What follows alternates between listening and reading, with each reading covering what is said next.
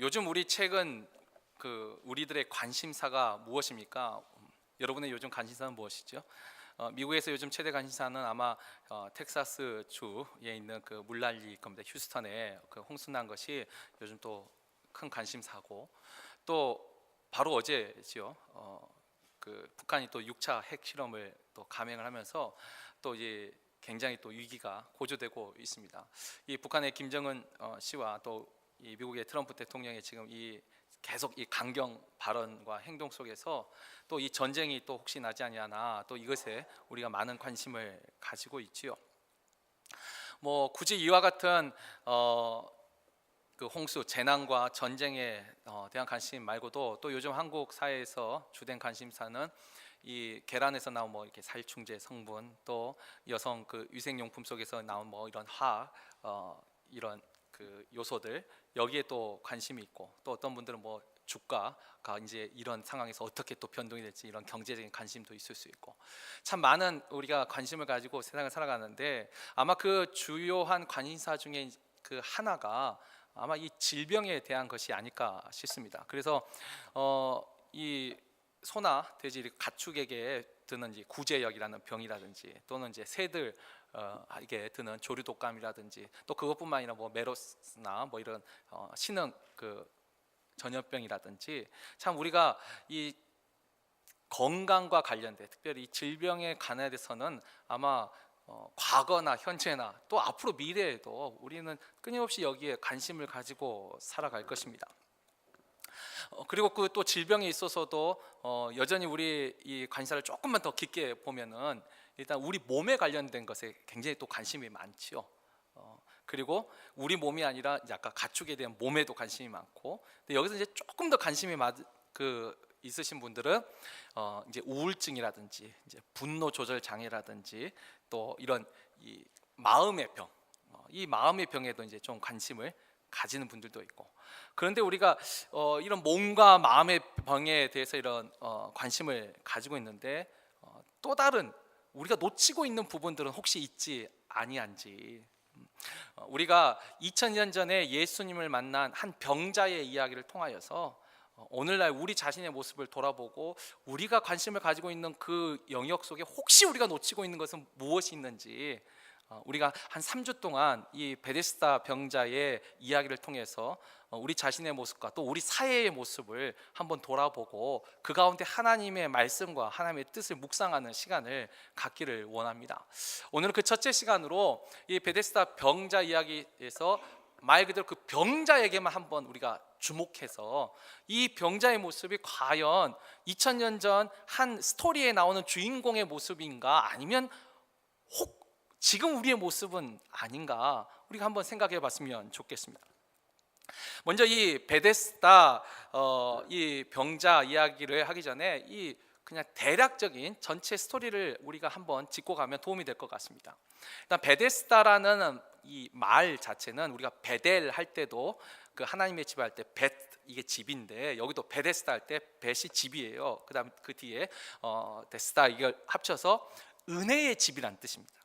이 베데스다라는 작은 연못이 오늘 본문 2절에 보면 예루살렘에 있는 양문 곁에 히브리 말로 베데스다라 하는 연못이 있었다라고 했습니다.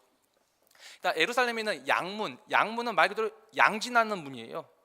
예루살렘의 이 성에는 많은 문들이 있었는데, 용도별로 이렇게 수문하면 이 생선, 물고기들이 지나다니는 문을 수문, 그 다음에 이 분문이라고, 이건 이제 배설물, 뭐 똥이 지나고 이런 배설물이 지나는 문은 분문이라고 하고, 양문은 진짜 양이 다니는 문이에요. 근데 양은 뭐하러 들어왔을까요? 하나님 앞에 예물로 드릴 때 하죠. 그래서 양문은 그 예루살렘의 수많은 그 문 중에서도 참 귀한 문이었습니다. 하나님께 예배 드리러 가는 문이었기 때문에. 근데 그 문 옆에 크지 않아요, 작은 베데스다라는 연못이 있는데, 이 연못의 이름에 은혜의 집, 그러니까 은혜라는 말이 붙게 된 이유가 오늘 이제 3절 4절에 기록이 되어 있죠. 이 연못에서는 어떤 이야기가 있냐면, 거기에 참 많은 병자들이 있는데, 병자들이 온 이유가 물의 움직임을 기다리니 4절에 보면 이는 천사가 가끔 못에 내려와 물을 움직이게 하는데 움직인 후에 먼저 들어간 자는 어떤 병에 걸렸든지 낫게 되밀어라. 그러니까 이 연못에 우리가 뭐 그죠, 잠자리가 잠깐 터치를 하든 아니면 뭐 작은 돌멩이를 던지든 하면 물에 파장이 생기잖아요. 그게 움직이는 거죠. 근데 이렇게 고요하고 잠잠한 연못에 뭔가 이렇게 탁 치고 간 듯한 이런 파문이 일면 그걸 보고 누구든지 제일 먼저 뛰어 들어가면 그 사람은 병이 나았다는 거예요. 이게 은혜 아닙니까? 그런데 좀 주의해서 보셔야 돼요. 지금 우리가 읽은 성경에도 나와 있지만 이 3절과 4절에 보면 이 이야기에 가로가 쳐져 있죠. 이 가로가 쳐져 있는 것은 뭐냐면 이건 하나님의 말씀 진리는 아닙니다. 만약에 이것이 지금도 진리면 우리도 병 들면 어디로 가야 돼요? 비행기 타고 예루살렘 가야죠. 이게 진리면. 근데 이건 속설입니다. 그러니까 전설 같은 거, 시중의 말. 그래서 성경 내 어떤 사본은 이 대목을 빼버렸어요. 이건 하나님의 그 진리의 말씀이 아니기 때문에 오해할까봐. 그러나 어떤 사본은 이것을 이렇게 말을 하고 있습니다. 그래서 우리가 가로를 쳐놓은 거예요. 일부러 가로 쳐놓은 이유가 그겁니다. 이건 하나님의 말씀하신 진리의 말씀이 아니다. 그래서 지금도 이 베데스다의 목가에 물이 움직이면 들어가면 병 난다, 이게 아니라는 걸 알려주기 위해서 가로를 쳐놨는데, 자, 아무튼 이 베데스다 연못에 그 은혜의 집이라는 이름이 붙게 된 게 뭐냐면 이 연못에 그런 일이 있었던 거죠. 누군가 병이 나은 거예요. 그러니까 병자들이 어떻게 해요? 서로 그 소식을 듣고 모여들었겠죠. 근데 지금 예루살렘도 우리 지금 지난주 못지않게 더운 곳입니다. 거기 그 햇볕 아래에서 그 연못 기다리기 얼마나 힘들어요. 그러니까 거기에 행각 5개를 지어놨어요. 지붕을 해놓고, 그러니까 병자들이 그 안에 이렇게 모여가지고 연못을 이렇게 다 쳐다보고 있는 거죠. 그러니까 그 행각 때문에 이곳이, 원래 이 연못은 은혜의 연못인데 그 행각 때문에 집이라는 단어를 써서 베데스다라고 이제 그 이름을 붙이게 된 것이죠. 자, 그렇다면 이 베데스다, 이제 우리가 가보진 않았어도 충분히 상상이 되지요. 이런 속설이 있어요. 이런 믿음이 있으니까 수많은 병자들이 모여 있고 이 행각 5채가 딱 주위를 둘러싸고 있는 거, 싸고 있는 거죠. 이게 일렬로 있는 게 아니고 이 연못을 딱 둘러싸고 거기에 수많은 병자들이 연못이 움직이는 것만을 다 가만히 쳐다보고 있고, 근데 그 중에 38년 된 병자 한 사람을 주님이 만나서 병을 고쳐준 이야기가 바로 우리가 읽은 이 본문의 이야기입니다. 이 스토리 자체는 참 간단합니다.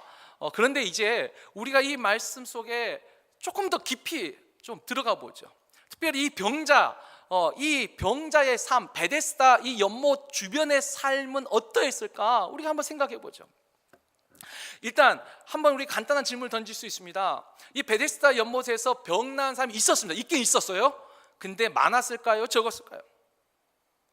자, 오늘 우리가 읽은 본문 4절에 답이 나와 있죠. 4절에 보면, 자, 이는 천사가 가끔 못에 내려와 물을 움직이게 하는데, 아니 물이 움직이는 것 자체도 진짜 천사가 와서 이 움직였는지, 잠자리나 뭐 곤충이 와서 움직였는지, 아니면 지나가는 새똥이 떨어져가지고 움직였는지, 그건 우리가 알 수는 없지만 그것도 가끔이었다는 거예요. 가끔.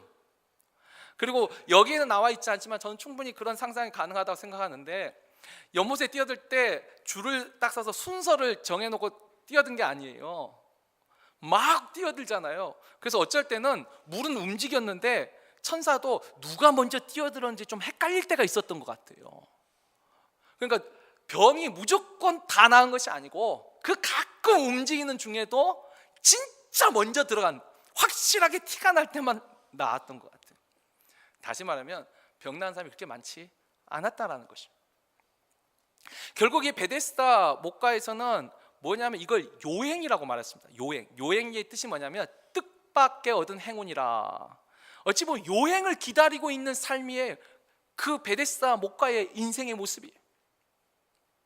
그 어쩌다 한번 걸리는 그것을 잡기 위해서 거기에 있는 거예요.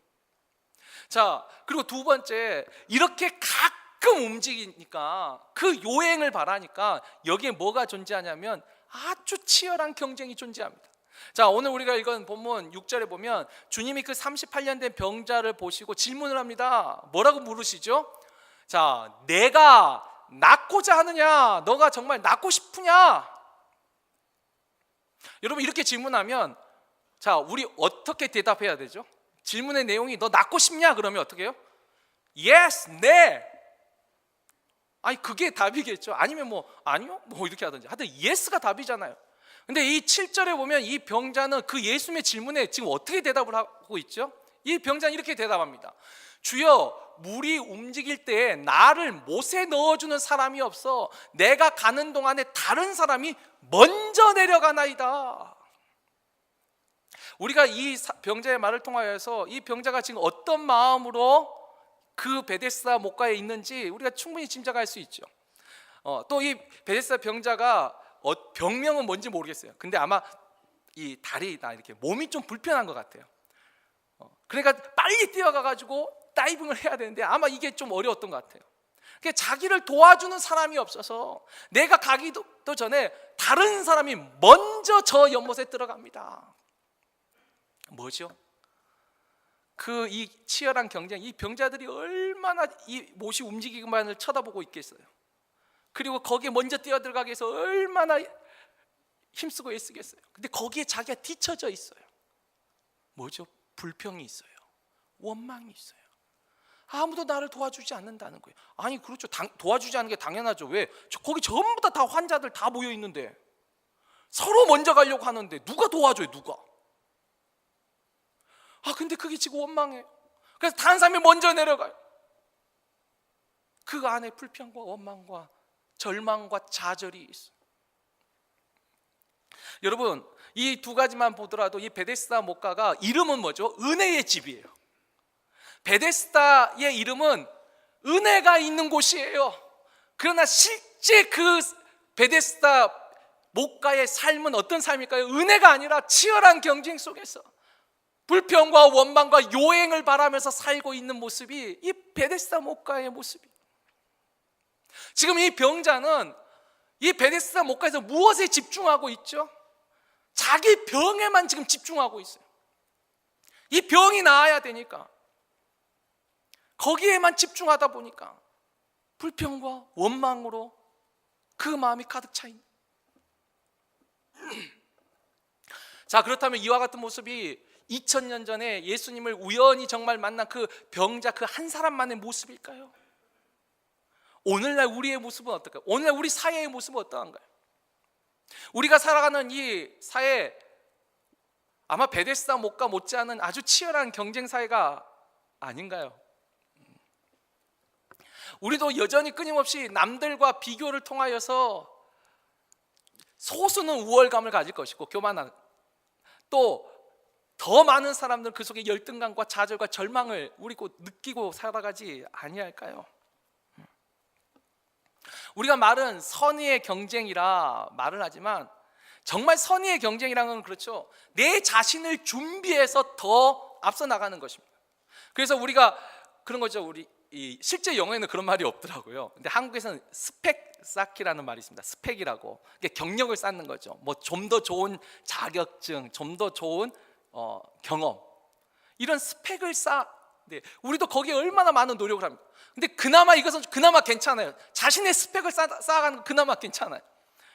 그러나 이 스펙 쌓기가 쉽지 않으니까 또 뭐가 있죠? 인신공격이 있어요. 그러니까 남을, 내가 준비해서 올라가는 거 그나마 그것도 괜찮은데 그것보다 남을 깎아내려요. 남을 공격해요. 인신공격을 하고 중상모략을 하고, 저 사람이 이렇다고 하고. 영어에도 그런 말이 있죠. 이미 태어날 때부터, 그죠? 마우스 위에서 실버 스푼이라고, 은수저 물고 태어난 인생이 있잖아요. 아마 여기서 지금 한국에 이 수저론이 나온 것 같아요. 금수저와 흑수저가 있다고 말을 합니다. 비교 속에서 남의 탓을 하고 있어요. 나를 도와줄 사람이 없다라는 거예요. 나를 도와줄 사람이 없어요.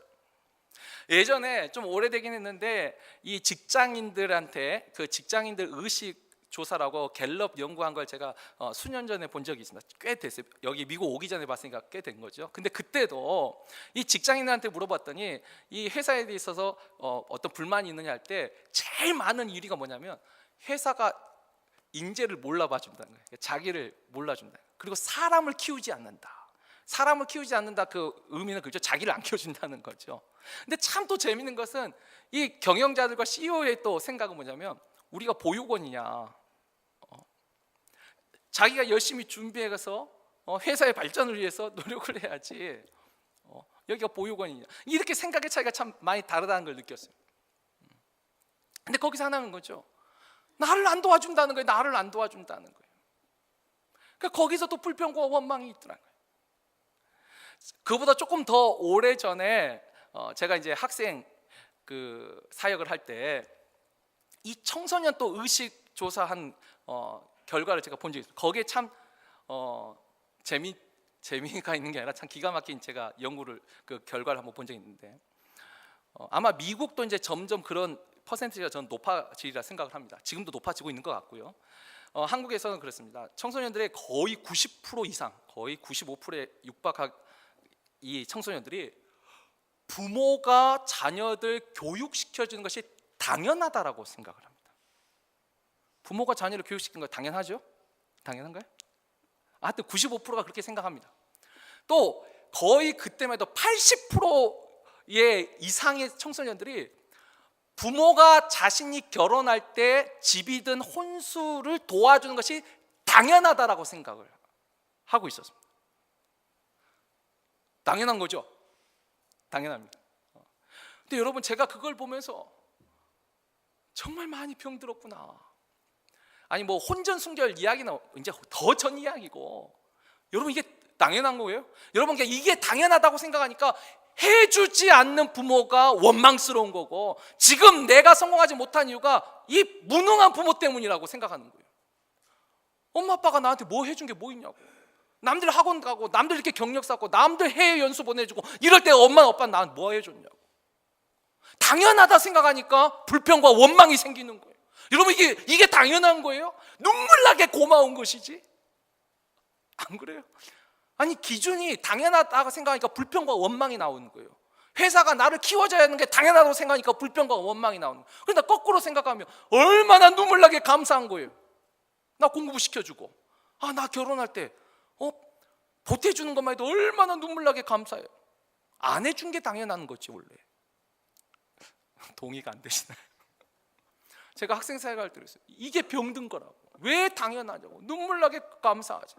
아마 요즘 최근에서 다시 이와 비슷한 조사를 한다면 저는 여기에 이 항목이 하나 추가될 것 같아요. 이제 내 부모가 내 자녀도 키워주는 게 당연하다고 아마 생각할 거예요. 할머니 할아버지들이 은퇴하고 나서 할 게 뭐 있어요? 내 애나 키워야지. 그걸 당연하다고 생각할 거예요. 옆에 있어서 돌봐주는 게 지금 눈물 나게 감사한 건데, 감사가 아니고 당연한 거예요. 당연한 거. 안 키워주면 죄인이에요. 안 그래요? 아마 요즘 젊은 사람들한테 이거 설문조사하면 이 퍼센티지도 상당히 높을걸요. 손주들 입학하고 할 때 교복도 사주고 돈 주고 그래야지 정상이에요. 여러분, 정말 병들고 있는 것이 무엇일까요? 정말 병든 것이 무엇일까요? 우리도 정말 이 치열한 경쟁에 살면서 남이 나를 도와줄 사람이 없어요. 나보다 더 먼저 내려가 그것만 보이니 늘 불평과 원망이 나와요. 우리도 베데스다, 제가 이 목회자의 눈으로 보면 오늘날 우리가 사는 현대사회도 거대한 베데스다 연못가에 살고 있는 것 같아요. 예루살렘의 그 양문 곁에 작은 연못의 모습이 어쩌면 지금 오늘날 우리의 모습인 거예요. 또 이렇게 치열한 경쟁 사회가 되다 보니까 우리 사회에도 요행을 바라는 마음이 참 많습니다. 이건 최근에 얼마 전에 그 인터넷 기사에도 나왔어요. 현대인들한테 신분 상승, 그러니까 지금 내가 살고 있는 이 환경이 변하기 위해서 무엇이 가장 중요하다고 생각하느냐 할 때 1위가 뭐였을 것 같아요? 1등 교육일까요? 뭐 어떤 시험 통과일까요? 1위는 복권이었습니다. 복권. 로또만이 지금 현재 나의 이 모든 상황을 뒤집어 줄 수 있다라고 생각하고, 아니 이게 진짜 그렇게 생각하나? 바로 얼마 되지 않았어요? 몇 주 전에 미국에서 1인당 그 받은 당첨금으로 최고액을 받은 그 한 분 슈퍼볼 그 기사 보셨죠? 저는 그걸 읽으면서 솔직하게 말할게요. 제 아내한테 그랬어요. 나 이런 마음이 든 적 없는데 야 진짜 부럽다. 이거 진짜 부럽더라고요. 나도 하나 사볼까? 그랬다가 이제 택도 없는 소리라고 이제 핀잔을 듣긴 했는데 근데 사실 그걸 뭐라고 기사를 내요? 아마 그 사람도 기사 내는 거 별로 안 좋아했을 것 같아요. 받은 그 당첨된 그 사람도 아마 이제 그거 보고 더 많이 사라고 복권 파는 사람이 냈겠죠, 기사는. 근데 우리 마음에 그 복권 사고 싶은 마음 있잖아요. 복권만이 지금 인생을 바꿀 수 있다고 생각하잖아요. 그런 마음이 있더라는 거예요. 그래서 거기 참 재미난 그 기사를 봤어요. 그 한 사람이 받은 당첨 금액보다 미국 전체에서 복권을 사는 사람의 이 금액이 거의 80배 가까이 더 많아요. 어마어마하게 사더라고. 정말 어마어마하게. 땀 흘려 일하는 노동의 대가로 내 환경과 내 신분이 상승되고 바뀔 수 있다는 그런 믿음을 가진 사회가 건강한 사회예요. 근데 그러한 믿음보다는 이런 요행을 바랄 때 이게 이제 병든 사회가 되는 거죠. 성실하면 미련하다라는 인식이 생기면 이제 병든 사회가 되는 것이죠. 참 요령도 좀 피우고 이렇게 좀 하고 저렇게 좀 하고. 우리 사회가 그럼 정말 건강한 사회인가? 그래도 다행히 미국은 조금 그래도 이 나라 자체가 기본적으로 하나님의 말씀에 세워졌기 때문에 그래도 미국이 좀 나아요. 그래서 선진국이죠. 그냥 이 미국 안에서도 점차적으로 이런 마음들이 점점 늘어나고 있는 것 같아요. 그래서 여전히 이 로또 열풍은 꺼지질 않고 복권의 열풍은 또 사기도 많이 급증해요. 땀 흘려 일하는 것보다 어떻게든 속여서 어떻게든 이렇게 해가지고 이 베데스다 연못의 이 모습이 예루살렘의 모습 2000년 전의 모습이 아니라 지금 오늘날 우리의 모습이 있다는 거죠. 근데 여기 이제 또 저는 하나 더 추가하고 싶습니다. 이 베데스다의 요행과 경쟁 이 속에서 불평과 원망의 모습 속에 있다면 아마 이 시대에도 있었을 거예요. 예수님 시대에도. 이 베데스다 연못의 소문을 듣고 왔는데 보니까 막 사람들이 바글바글 하는 거예요. 그래서 자기도 한번 하루 이틀은 봤는데 이거 보니까 거기 있는 게 더 병나게 생겼는 거예요. 아마 이거 병 고치러 왔다가 더 병을 얻어가겠다. 그래서 나는 그만 됐다 하고 간 사람도 성경에는 없지만 있지 않았을까요? 오늘날 우리 사회에도 이런 분들이 계시죠. 이렇게 치열한 경쟁이 너무 싫다는 거예요. 직장 상사 나를 못 알아주고 이거 스트레스 받기 싫어요. 어차피 한 번 사는 인생 나는 정말 내 마음에 기쁨을 위해 살겠다. You only live once. 너는 오직 단 한 번 인생 산다. 그게 우리가 욜로족처럼 나는 그만 떠나 살겠다고. 나는 내가 원하는 대로 살겠다고. 그런 사람들 있잖아요. 요즘도. 또 욜로족이 아니더라도 요즘 결혼하지 않고 독신으로 살겠다는 사람들이 점점 늘어나요. 왜? 복잡하게 생각도 다르고 한데 맞춰서 살기 싫다고. 그냥 나 혼자 충분히 지금도 나 혼자 잘 살고 있는데 뭐 하려고 결혼을 해? 독신이 증가하고 있어요. 또 그렇잖아도 결혼을 해도 또 뭐냐면 결혼했는데 그럼 우리 둘만 잘 살면 되지 뭐 또 애를 또 낳아가지고 출산율이 자꾸 줄어들어요. 결국 이와 같은 현상들 치열한 경쟁을 하든지 요행을 바라보든지 아니면 이런 거 저런 거 다 싫어 나는 그냥 나 이렇게 떠나서 살 거야 이렇게 하든지 근데 이 모든 걸 다 한마디로 요약하면 결국 뭐냐면 우리는 이 현실의 만족과 기쁨에 집중하고 살고 있더라는 거예요. 내 눈에 보이는 이것에 그 만족과 기쁨에 집중하고 살다. 그래서 내가 만족하면 좋아요. 그러나 내가 만족하지 않으면 불평하고 원망하고 또 공격적으로 바뀌고 오늘날 한국 사회에서 요즘 이제 좀 지각 있는 사람들이 이 문제의 심각성을 알고 이 분노 조절 장애에 대해서 자꾸 말을 하고 시작하고 있어요. 이게 아주 심각한 병이라는 게 참지 못하는 거예요. 운전을 하다가도 욱 하고 그냥 막 끼어들고 막 보복 운전 이런 것도 있고 운전뿐만 아니라 일상에서도 참지를 못하는 거예요. 이게 아주 심각해지고 있는 거예요. 여기 오신 분들 예전에 보릿고개 경험하셨던 정말 힘들고 어렸을 때 하셨던 분들, 지금 한국은 천국이죠. 그러나 마음이 병드니까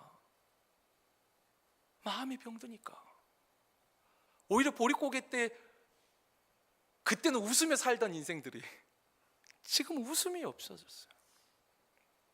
나를 도와줄 사람이 없다고. 다 그 생각하고 있는데 뭘. 현실의 만족과 기쁨에 집중하고 살고 있더라는 거예요. 여기서 우리가 이제 한번 던져볼 질문은 이것입니다. 우리가 진짜 집중해야 될 게 무엇일까? 정말 집중해야 될 게 무엇일까? 우리가 한번 좀 엉뚱한 상상을 해볼까요?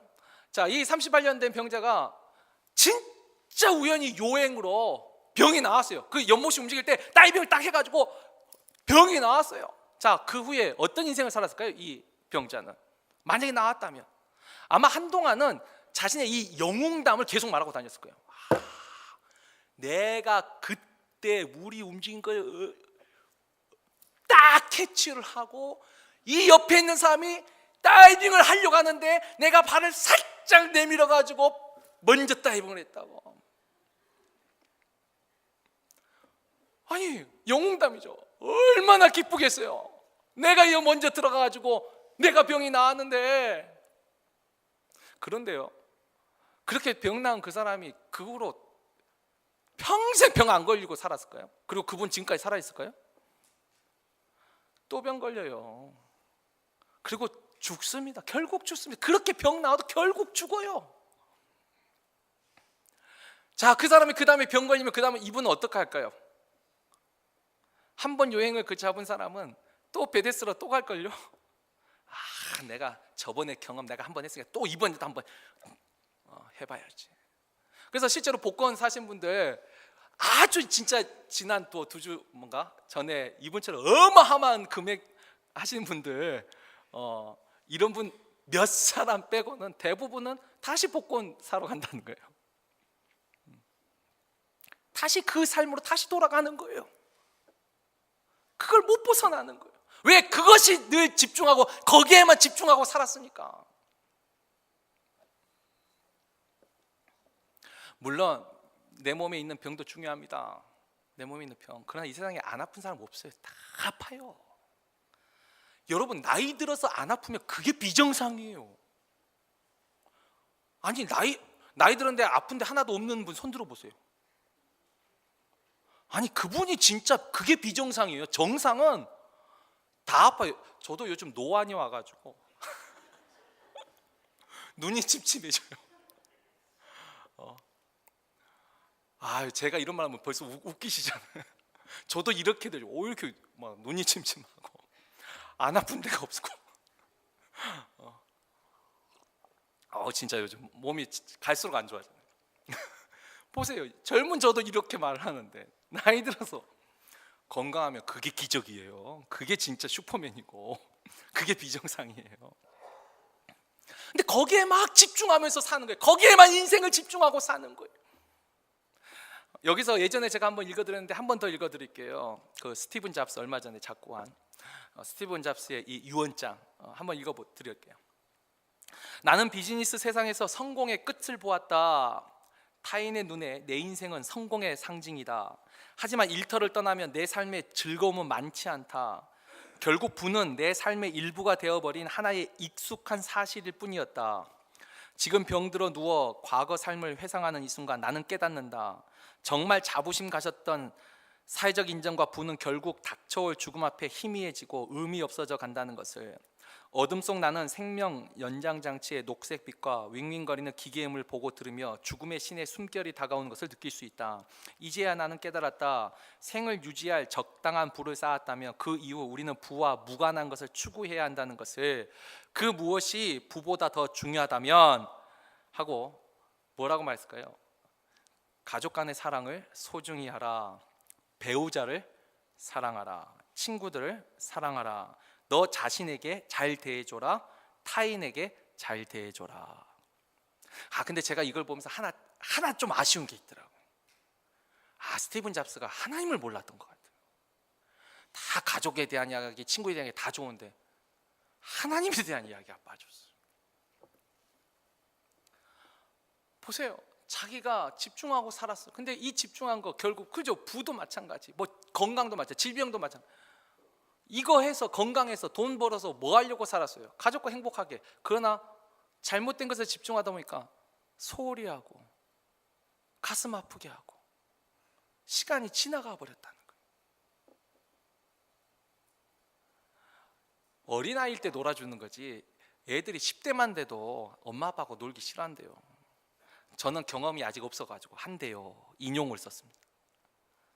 지금 한참 놀아줄 것은 조금 아빠가 최고라고 알고 엄마가 최고라고 하는 요 어릴 때인데, 근데 이 시기를 놓쳐버리면 함께 해줄 수 있는 시간이 없는데 정말 귀중한 시간들을 놓쳐버린.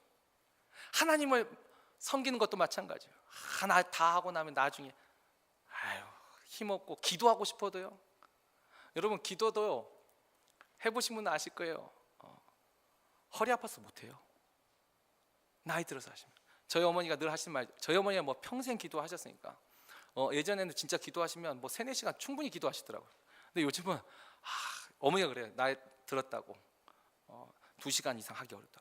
2시간도 저는 진짜 아직도 거기 따라잡으려면 한참 멀었는데 스스로 그러세요. 기도하는 것도 힘들어져요. 성경도 시간 나면 읽을 수 있을 것 같죠? 시간 날 때쯤 되면 눈이 흐려져 있어요. 하나님을 섬기는 것도 마찬가지예요. 내가 하나님한테 봉사하겠다? 봉사할 수 있는 시간이 있더라는 거예요. 나중에는 일할 수 없는 때가 곧 다가오더라고요. 정말 우리가 집중하면서 살아야 될 걸, 하나님 앞에 부유한지 나 자신에게 부유한지 우리가 한번 스스로 생각해 볼 필요가 있어요. 나에게는 부유한데 하나님 앞에 부유하지 못한 인생이 있어요. 스티븐 잡스는, 제가 고인에 대해서나 뭐 할 수 함부로 말할 수는 없지만 그런 부분은 좀 안타까움이 좀 있었습니다. 가족과 친구 자신에 대한 이야기뿐만 아니라 하나님에 대한 이야기도 있었으면 좀 더 퍼펙트했을 거라는 그냥 신앙이 있기 때문에 하는 말씀입니다.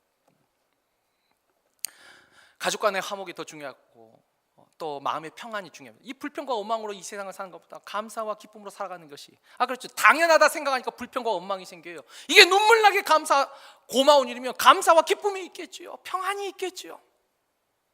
부모에게 대해서도 감사하겠죠. 여기에 우리가 이제 주님이 하신 말씀을 통해서 하나 더 생각해 보죠.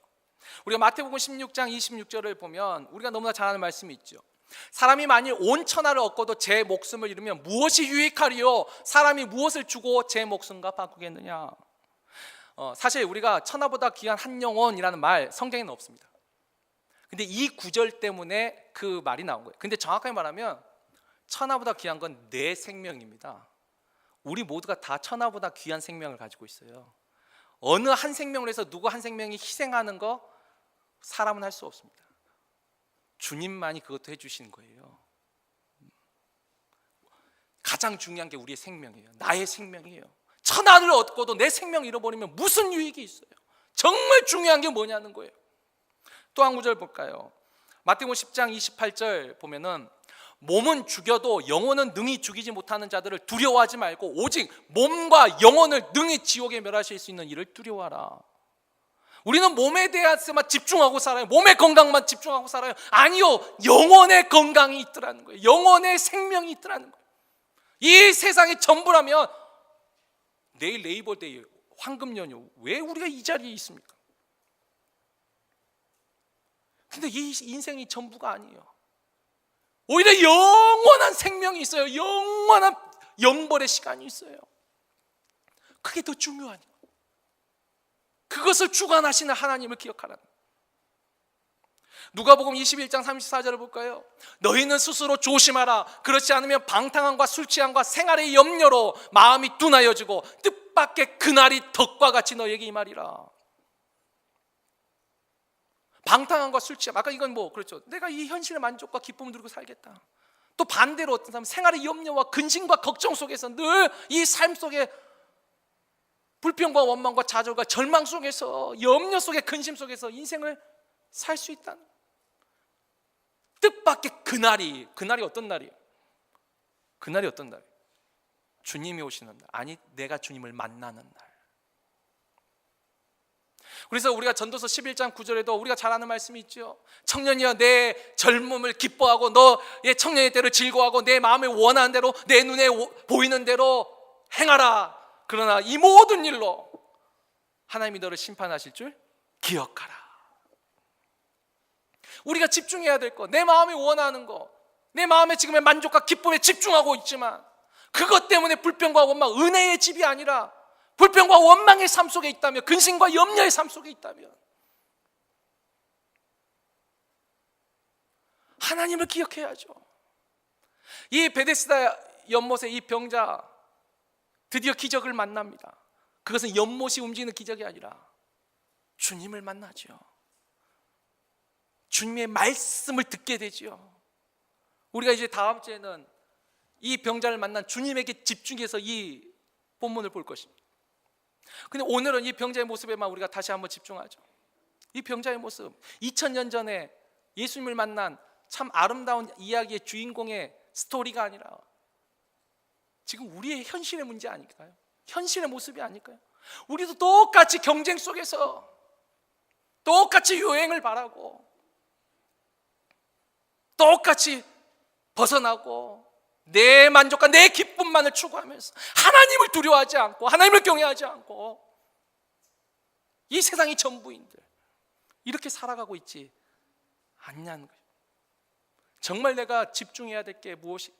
나의 생명에 집중하고 하나님, 우리 이미 하나님을 믿어서 우리는 하나님의 뜻에 집중하고 은혜에 집중하고 이 미국의 문화 속에 참 제가 여기서 몇 년 안 살았지만 이 나라가 짧은 역사에도 불구하고 참 이런 큰 은혜를 받는 축복을 받은 게 여기는 기본적으로 이 깔린 문화가 뭐냐면 땡큐 문화가 있어요. 뭘 하든지 땡큐야. 감사하다는 거. 또 excuse me 신뢰합니다. 우리가 알고는 있잖아요. 미안합니다, 고맙습니다, 감사합니다, 사랑합니다. 우리 입에서 이런 말이 자주 나오는지 아니면 남이 나를 안 도와줘요. 다 너 때문이야. 당신 탓이야. 부모 탓이야. 이 사람 탓, 저 사람 탓, 배우자 탓, 자녀 탓, 부모 탓 이러고 있지 않나. 우리 한국 사람들이 참 이 말에 인색해요. 저도 참 이게 훈련이 안 되는 것 같아요. 미국처럼 늘 감사하다. Thank you God. 하나님 감사합니다. Excuse me. Sorry. 근데 요즘은 sorry 함부로 하면 안 된다고 하더라고. 아무튼 근데 이 기본 문화에 이게 배어 있다는 게 이래서 하나님이 이 나라에 복 주신 것 같아요.